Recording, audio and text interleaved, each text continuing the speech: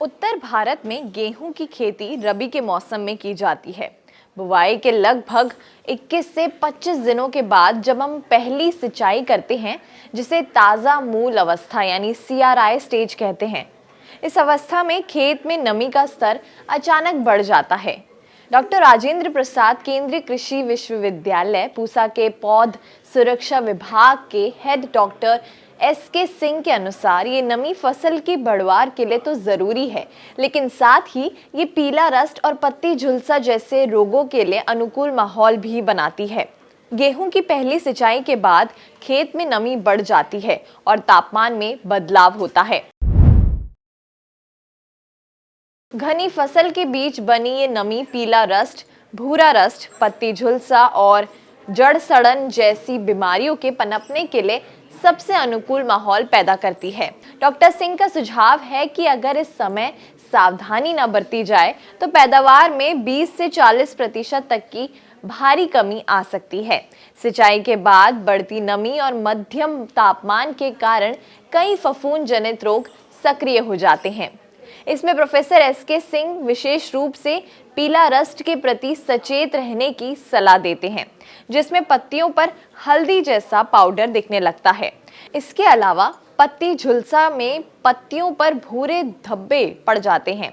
इन रोगों के कारण पौधों की भोजन बनाने की प्रक्रिया धीमी पड़ जाती है, जिससे दाने छोटे और पिचके हुए रह जाते हैं। पहली सिंचाई करने के 7 से 10 दिन बाद किसान भाइयों को अपने खेत का चक्कर जरूर लगाना चाहिए। डॉक्टर SK सिंह के अनुसार इस दौरान ध्यान से देखें कि क्या पत्तियों पर पीली या भूरी धारियां दिख रही हैं या फिर छोटे छोटे काले भूरे धब्बे तो नहीं बन रहे।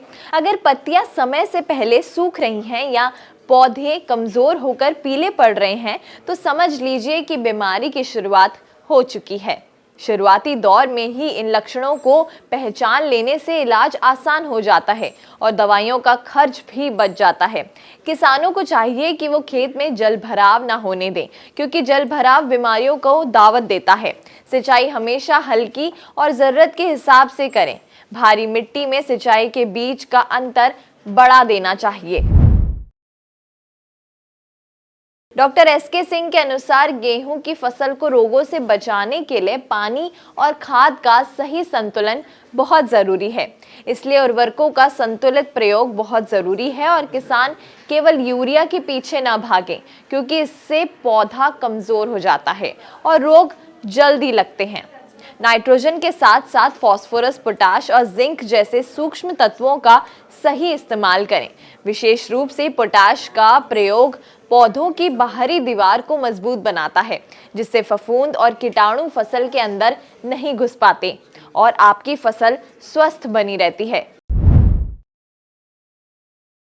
गेहूं को बीमारियों से बचाने के लिए विशेषज्ञ दो तरफा सुरक्षा अपनाने की सलाह देते हैं। सबसे पहले पौधों की अंदरूनी ताकत बढ़ाने के लिए सीवीड समुद्री शैवाल आधारित खाद का इस्तेमाल करें।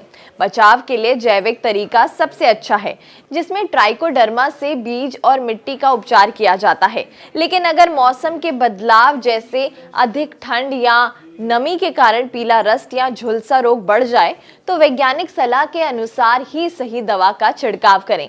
पीले रस्ट के लिए प्रोपिकोनाजोल और धब्बा रोग के लिए मैंकोजेब का सही मात्रा में छिड़काव करने से बीमारी तुरंत रुक जाती है। याद रखें, मौसम के पूर्वानुमान को देखकर सही समय पर किया गया उपचार ही आपकी फसल को सुरक्षित रख सकता है। अगर ये वीडियो आपको पसंद आया है तो इसे लाइक जरूर करें। अगर चैनल अभी तक सब्सक्राइब नहीं किया है तो कर लें और नोटिफिकेशन पाने के लिए बेल आइकन भी दबा दें।